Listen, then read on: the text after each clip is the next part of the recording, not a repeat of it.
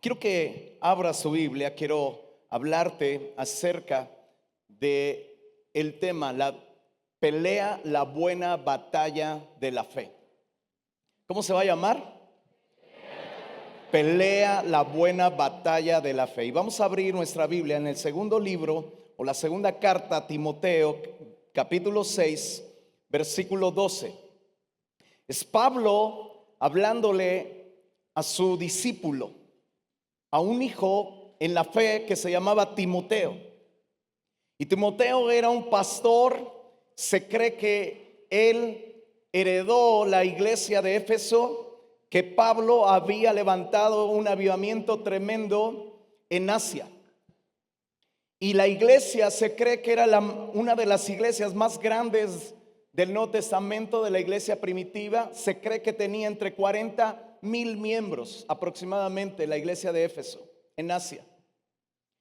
Y el apóstol Pablo dejó pastoreando ahí a Timoteo, pero eran tiempos de persecución, eran tiempos de lucha, eran tiempos de guerra, como yo creo que estamos viviendo ahorita. No sé si usted ha percibido, pero nosotros en México, allá en las iglesias que nosotros tenemos, hemos encontrado un factor de guerra ahorita. Mucha gente está entrando en batallas muy fuertes, muy fuertes.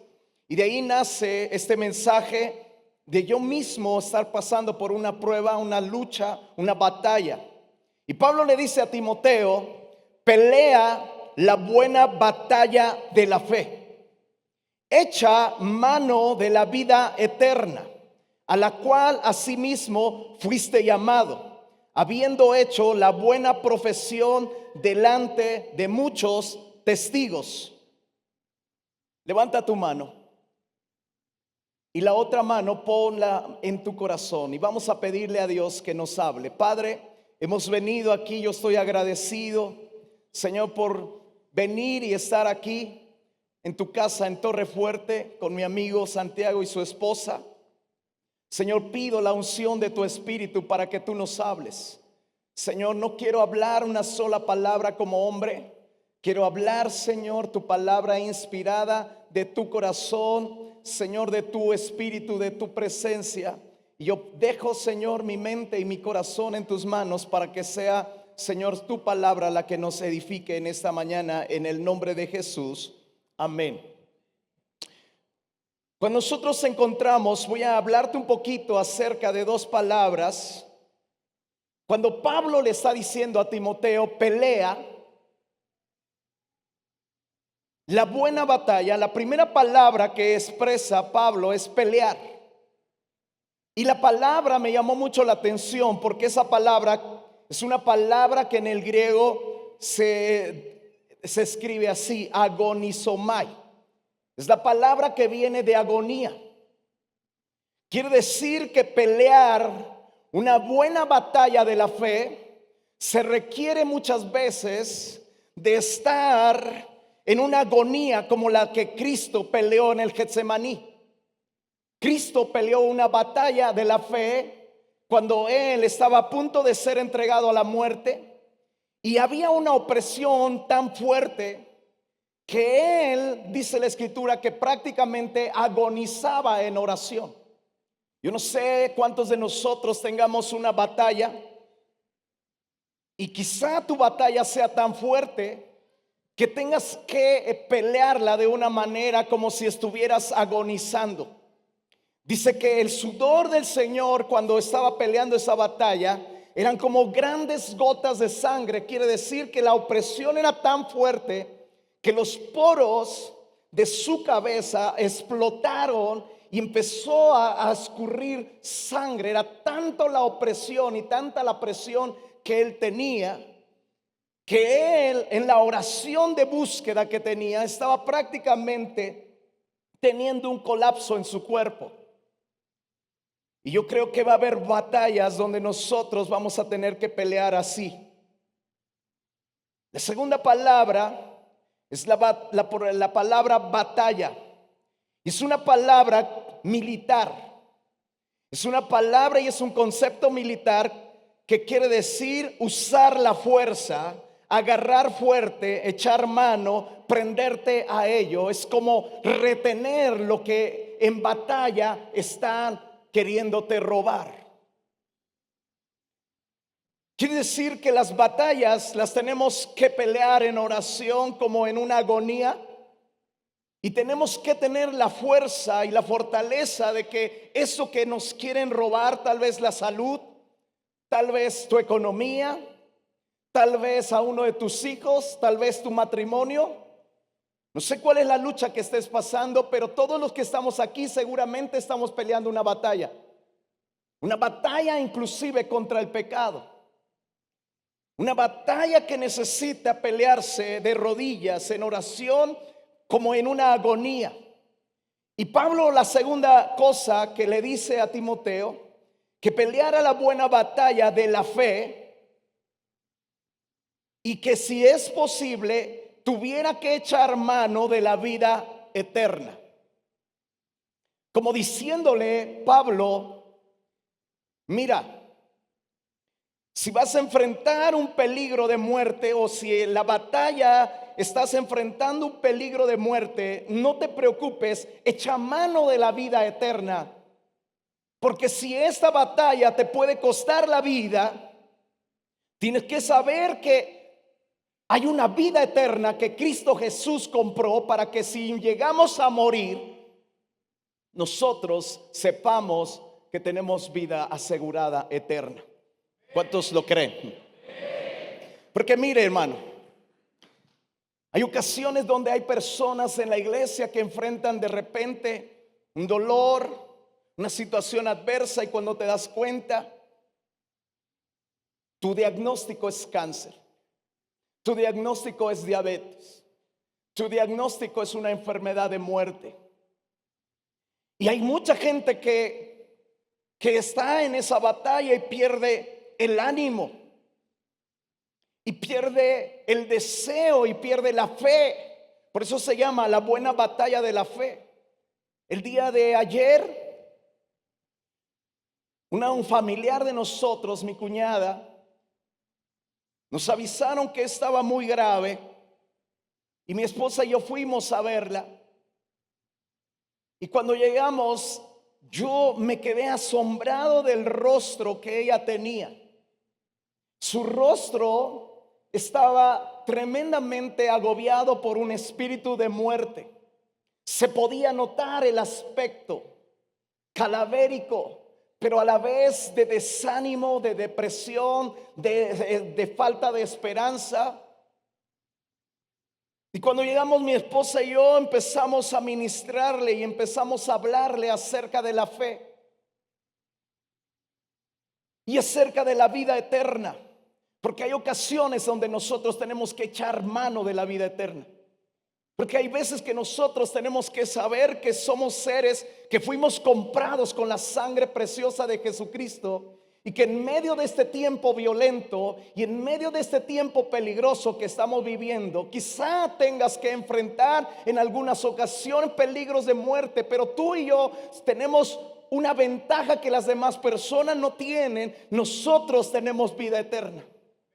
Nuestro lugar, nuestro tiempo es corto aquí en esta tierra. Tú puedes vivir 30 a 70, 40, 50, no sé cuántos años, pero dice la Biblia que 70 y 80 años a los más robustos. De tal manera que cuando yo leía un libro donde decía que cuando nosotros, escucha bien Santiago, cuando nosotros servimos a Dios, pastores, dice que los pastores, cuando tomamos la decisión de servir a Dios, tenemos que poner algo en nuestro corazón, que nuestros años se pueden acortar. He visto pastores que han muerto de un ataque cardíaco estando predicando. Porque cuando nosotros hablamos de que somos la luz de este mundo, está mencionando acerca que en aquellos tiempos la luz eran velas. Se alumbraba no con focos eléctricos, sino con velas.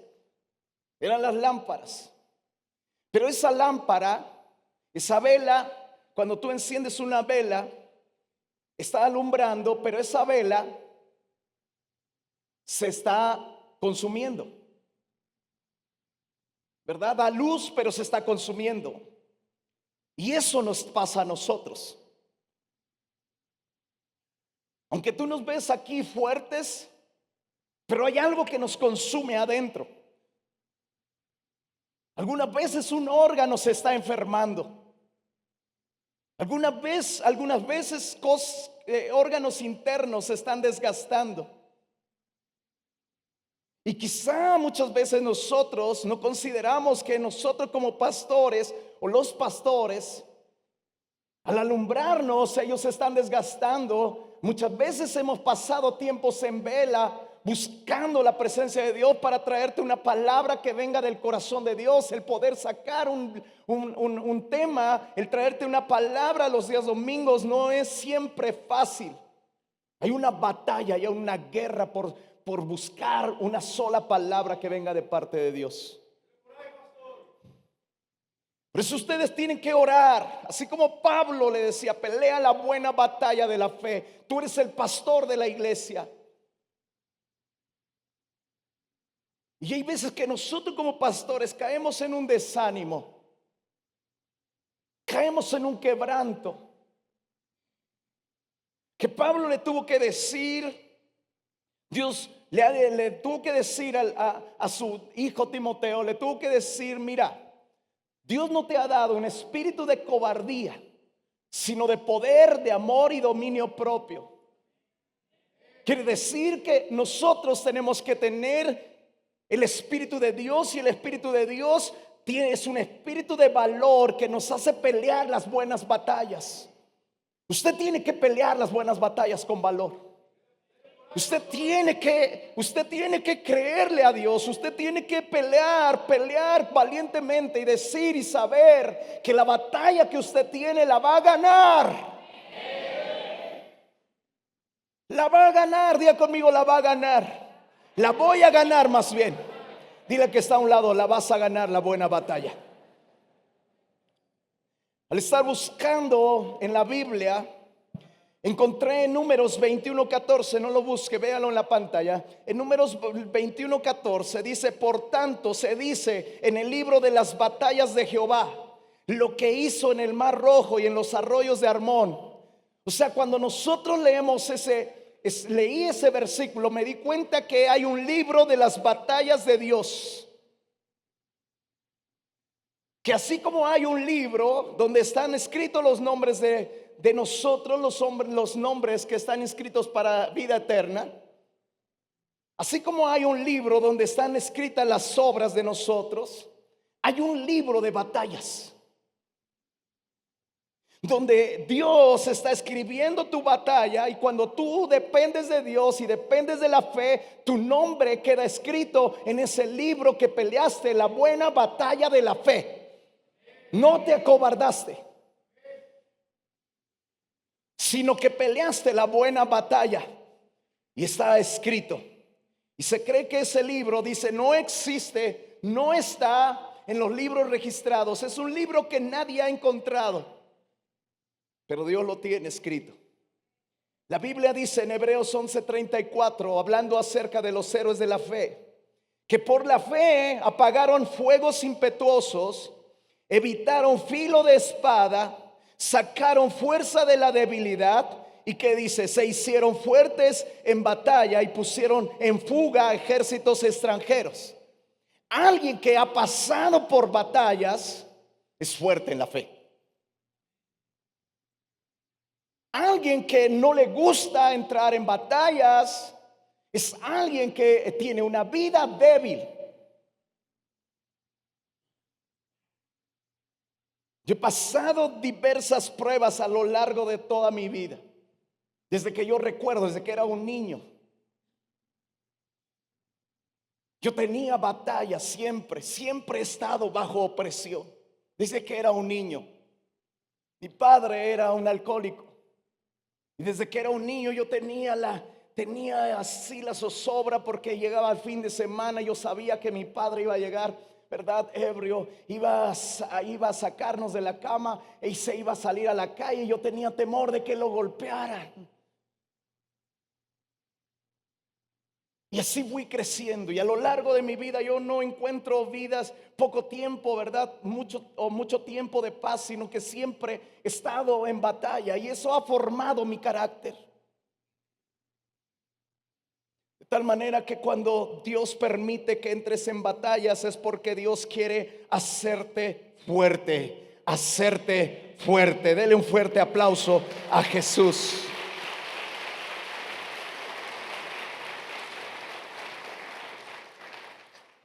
Las batallas nos sirven tienen un propósito. David decía en el Salmo 4:1, dice: respóndeme cuando clamo, oh Dios de mi justicia. Cuando estaba en angustia, tú me hiciste ensanchar. Ten misericordia de mí y oye mi oración. Hay batallas de angustia. Hay batallas de angustia donde el hombre, ¿verdad?, entra en la angustia, y la angustia es como si tú estuvieses rodeado por un ejército. Es como si te quisieran. Lo que está haciendo Estados Unidos con Venezuela, ellos están alrededor de Venezuela y ellos están formando como un cerco para que no entren, no salgan, y eso se le llama angustia, y eso se le llama estrechez. Estar apretado, estar estrecho. Y muchas veces hay batallas donde tus finanzas se vuelven estrechas. Tus batallas con la salud se vuelve estrecha. Pero David dijo, y David nos enseña que en medio de la angustia Dios hizo ensanchar, hizo crecer, hizo avanzar el corazón de David. De tal manera que nosotros tenemos que aprender que hay tiempos. Y la Biblia dice, me llama la atención porque yo te voy a decir una cosa: cuando tú estás enfrentando una batalla, tú tienes que saber esto: no es para siempre, es momentánea. Tiene que acabar en algún momento. A veces el diablo nos enseña y nos hace creer que nosotros vamos a tener un largo tiempo de batalla, un largo tiempo de batalla. Hay un largo tiempo y que Él va a estar, toda tu vida va a estar plagada de esa batalla. Pero la Biblia nos enseña que Dios nos forja a nosotros en batalla, que hay temporadas.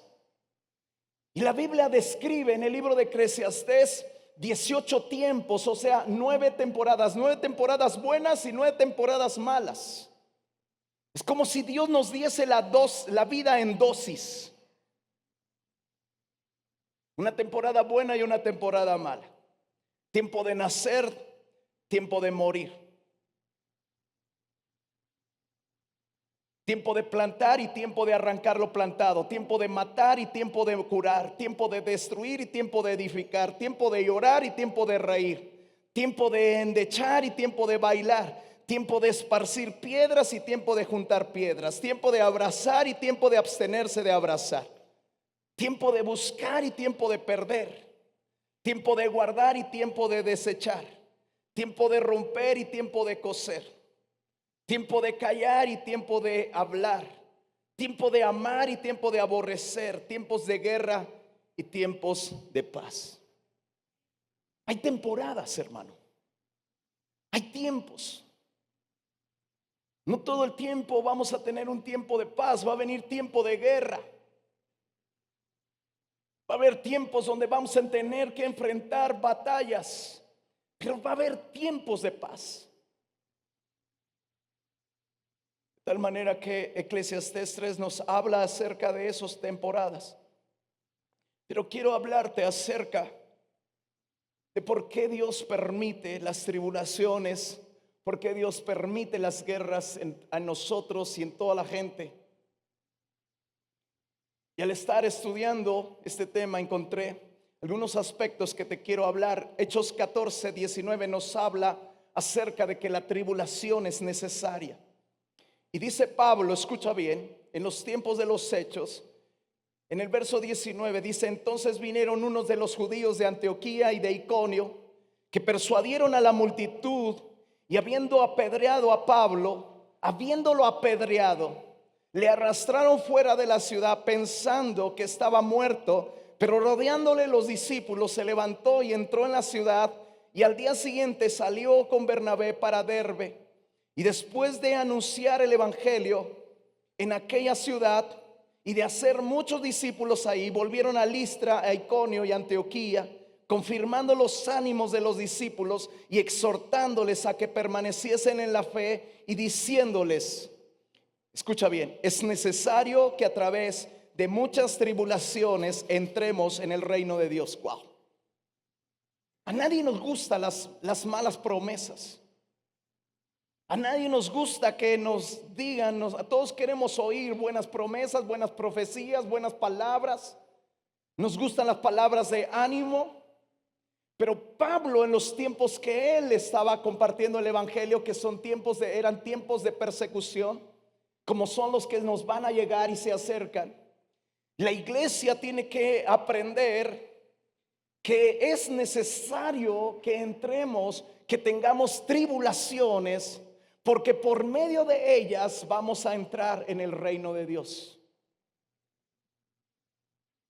Pablo dijo: es necesario que usted esté pasando por tribulaciones, que yo esté pasando por tribulaciones. Ese era el ánimo que Pablo, después de haberse levantado de ese momento donde lo habían apedreado, se levantó y levantó los ánimos de los discípulos, diciéndoles: es necesario que a través de muchas tribulaciones entremos en el reino de Dios. Hemos oído una gran cantidad de mensajes de ánimo, pero hay muy pocos mensajes que nos hablan de que es necesario que la iglesia entre en tribulaciones. Es necesario que entremos en batallas de fe. Es necesario que entremos muchas veces en situaciones adversas, porque eso va a fortalecer tu vida espiritual. La iglesia que tiene batallas es una iglesia fuerte. Es una iglesia que está entrando a través de esas tribulaciones en el reino de Dios. Número 2, dice 2 de Corintios capítulo 4 verso 17: por tanto, no desmayamos antes, aunque nuestro hombre exterior se va desgastando, el interior no obstante se renueva día tras día, porque esta leve tribulación, diga conmigo, esta leve tribulación momentánea, diga conmigo, momentánea, produce en nosotros un cada vez más excelente, eterno peso de gloria. No mirando nosotros las cosas que se ven, sino las que no se ven, pues las cosas que se ven son temporales, pero las que no se ven son eternas. Wow. ¿Qué es lo que produce una tribulación? Produce una leve, le llama la Biblia leve porque es momentánea. Una leve, momentánea tribulación produce en nosotros un cada vez más excelente, eterno peso de gloria.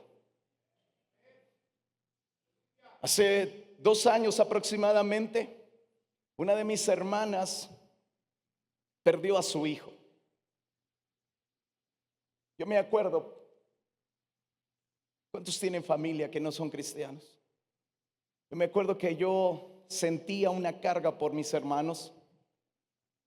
Y aunque ellos se reunían conmigo, yo no les veía una vida cristiana ejemplar.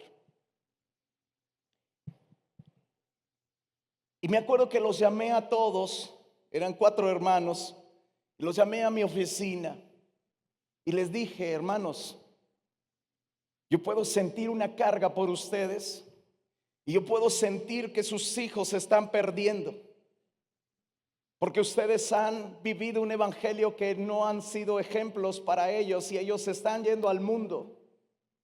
Y yo siento una carga porque los están perdiendo. Y entonces en ese momento una de mis hermanas empezó a llorar y me dijo que su hijo estaba en drogas.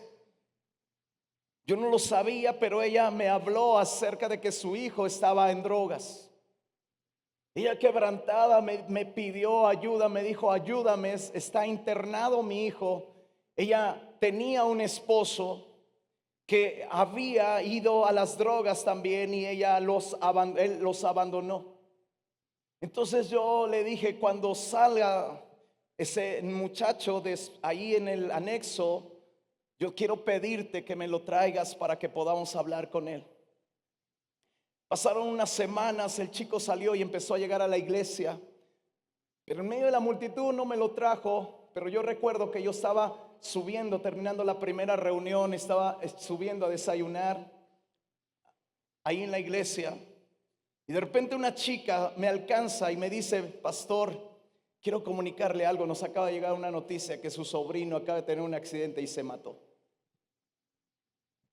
Y en ese momento yo me alarmé y empecé a sentir una gran tristeza porque no sabía ni cuál era, hasta que me dijeron que era el joven que me había dicho mi hermana que estaba anexado y que estaba en drogas.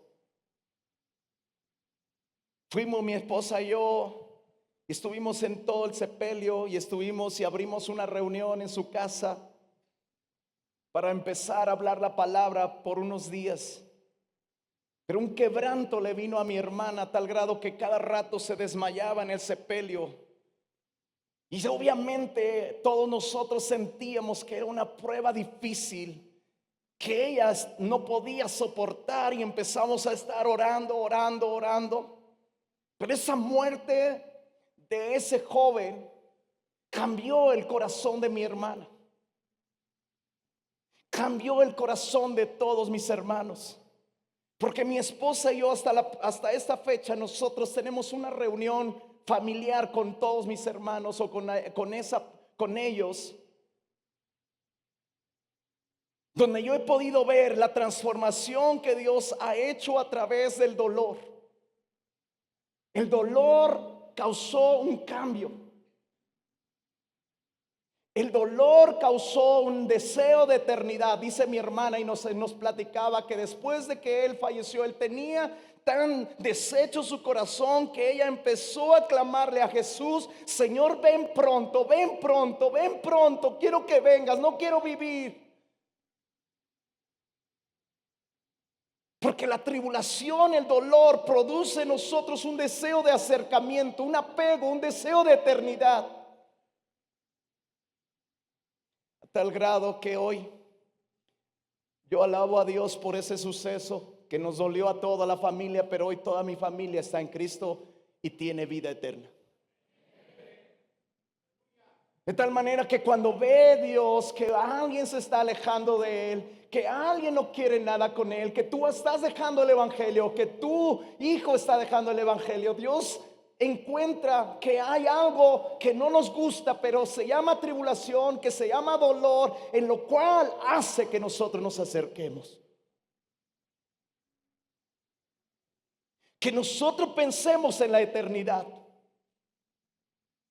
Porque mientras tú estás en paz, la eternidad también está lejos muchas veces de nuestra mente y de nuestro corazón. Pero en el momento que tenemos una tribulación similar es cuando pensamos en la eternidad.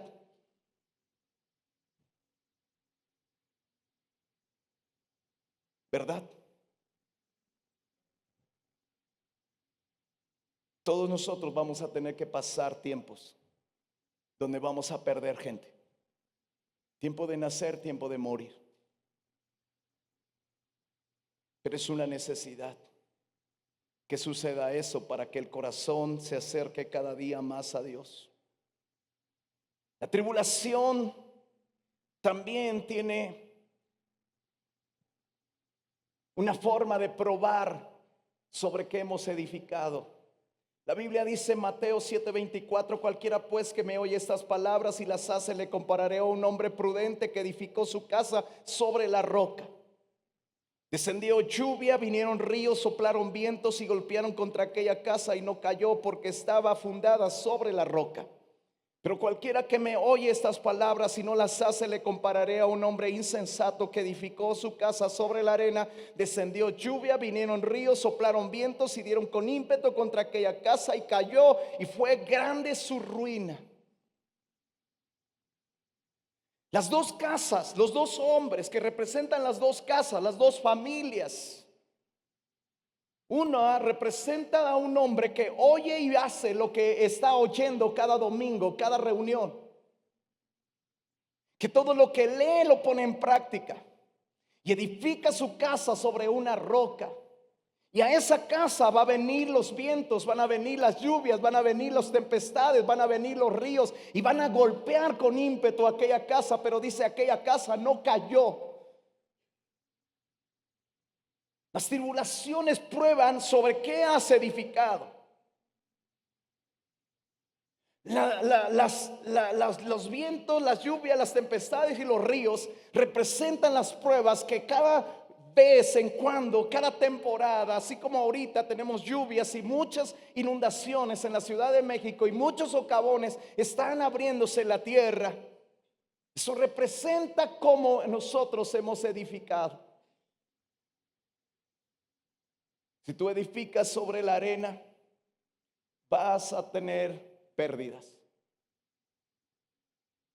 Pero si tú edificas sobre la roca, entonces las tribulaciones solamente van a probar las edificaciones. ¿Sobre qué estamos edificando, iglesia? Cristo se acerca a su venida. Necesitamos una iglesia que edifique bajo fundamentos, bajo que lo que oye lo ponga en práctica. Ya no puedes ser un oidor olvidadizo, sino tienes que ser un hacedor de la palabra. Y las tribulaciones prueban dónde estamos. Voy terminando, si me ayuda con el teclado. También la tribulación prueba nuestra fe. Y dice Primera de Pedro 1:6, en lo cual vosotros os alegráis, aunque ahora por un poco de tiempo, si es necesario, tengáis que ser afligidos en diversas pruebas, para que sometida a prueba vuestra fe, mucho más precioso que el oro, el cual aunque perecedero, se prueba con fuego, sea hallada en alabanza, gloria y honra, y cuando sea manifestado Jesucristo, a quien amáis sin haberle visto, en quien creyendo, aunque ahora no lo veáis, os alegráis con gozo inefable y glorioso. La Biblia dice que las pruebas prueban la fe. Y hay batallas de fuego. Porque el oro que representa la fe, o más preciosa que el oro, dice que es probado a través del fuego. Es purificado a través del fuego.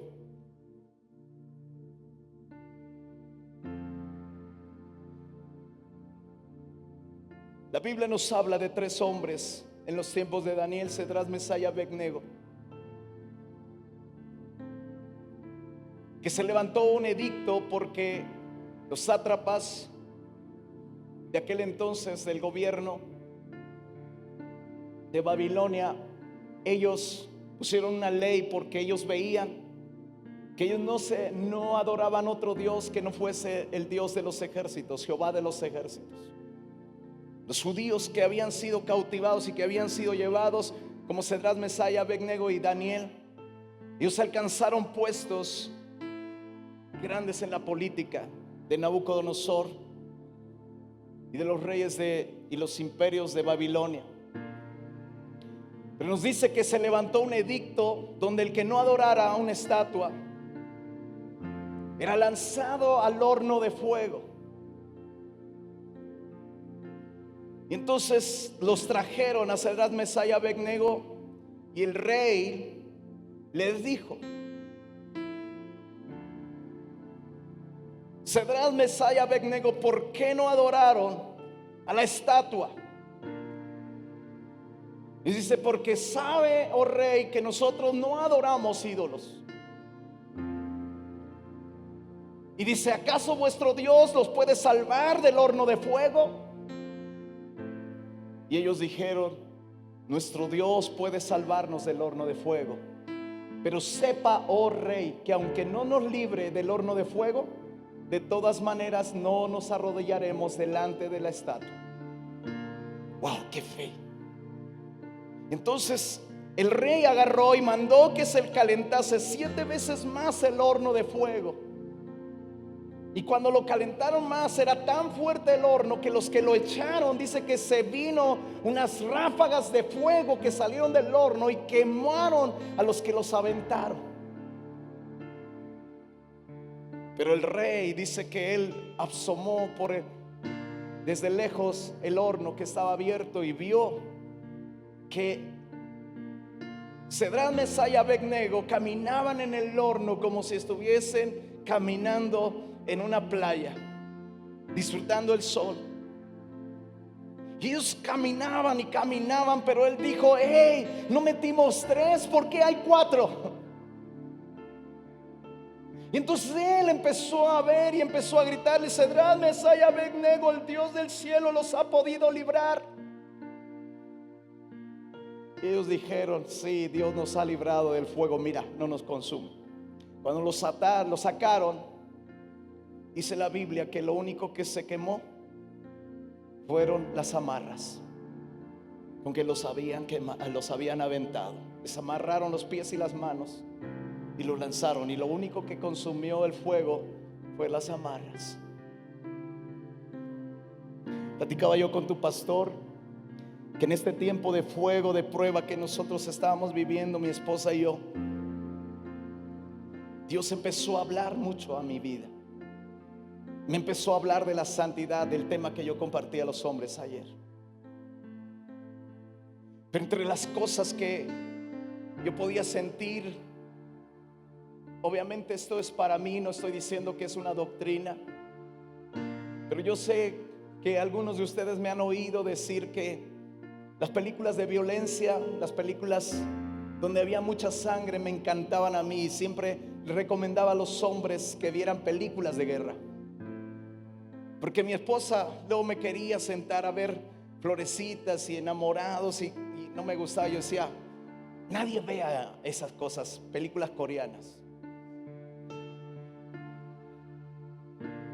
Pero cuando vino la prueba de fuego en la cual nosotros, mi esposa y yo, pasamos, Dios me empezó a hablar acerca de ese tipo de películas. No me lo dijo audiblemente, no me dijo nada, pero cuando me quise sentar a verlas, yo no podía resistirlas. Yo empecé a llorar, porque era Dios hablándome, era Dios diciéndome: eso que veías no me agrada. Yo estaba en la prueba de fuego. Yo le decía: Señor, yo te quiero, yo quiero tu presencia y no te voy a contristar en nada. Y cuando yo empecé a ver las películas que antes me gustaban mucho, yo empecé a llorar. Y desde ese día no he vuelto a ver una sola película de esas. Y en ese se queman las amarras en medio de la prueba de fuego. Se quema lo que les agrada a Dios. A mí me gustaba mucho comprar ropa, pero cuando vino el prueba de fuego, Dios me habló y me dijo: tienes mucha ropa, sácala y regálala. Y yo empecé a sacar mucha ropa que empecé a regalar a gente, porque lo que se quema son cosas. El fuego de la prueba, cuando viene, quema las amarras, quema las ataduras. Pero también el fuego de prueba, la tribulación, produce promociones. José el soñador lo vendieron sus hermanos por envidia. Lo vendieron a los amalecitas, y los amalecitas lo trajeron a Egipto y lo vendieron a un hombre que se llama Potifar. Pero Dios estaba con José en medio de esas cosas. Y dice el libro de los Salmos que amargaron la vida de José, los lanceros, los arqueros, lo amargaron. Pero José se mantuvo firme en la batalla, a tal grado que José fue promocionado a ser el segundo del jefe egipcio de Potifar. Todo lo que hacía José, Dios lo hacía prosperar. Pero un día una mujer, ¿verdad?, la esposa de Potifar, quiso meterlo en pecado sexual y él no quiso, se negó, huyó. Y la mujer lo acusó de violación y lo metieron en la cárcel 2 años. Otra más tribulación. Y yo creo que José adentro de la cárcel sentía que dónde estaban sus sueños, los sueños que le había dado Dios. Pero dice que Dios estaba con José. Y yo te voy a decir, hay tribulaciones que nos van a venir, que producen promociones de Dios, producen ascensos tanto en la vida espiritual como en la vida natural. Hay gente que se ha levantado de las cenizas de la pobreza y se ha levantado con unas finanzas increíbles, porque Dios los ha promocionado y porque ellos nunca abandonaron a Dios y nunca se quejaron de su situación, sino que ellos creyeron que Dios era poderoso para levantarlos de las cenizas y de la muerte y de las tribulaciones y de la tristeza y del hospital y de todos los lugares. Y Dios promociona, claro que Dios promociona.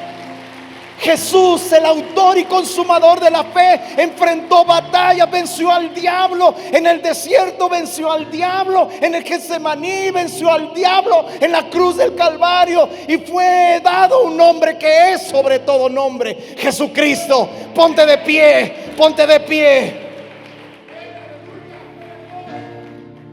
Yo no sé por cuántas batallas estás pasando, si estás pasando por batallas, pero yo te digo una cosa: Dios está haciéndote fuerte en batallas. Si tú estás pasando por batallas, ven para acá.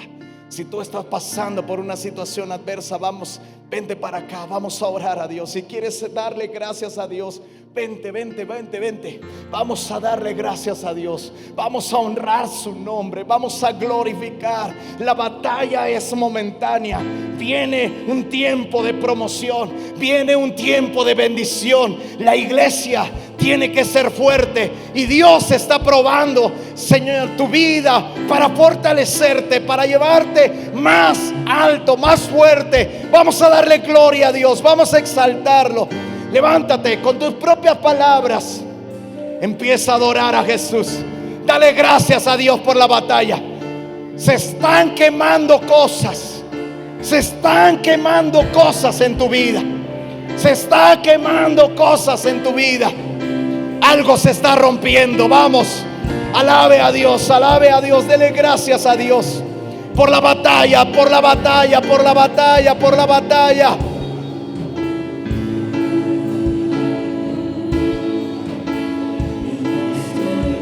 Gracias, Señor. Gracias, Señor. Gracias por la batalla que estoy pasando, por la situación que estoy viviendo.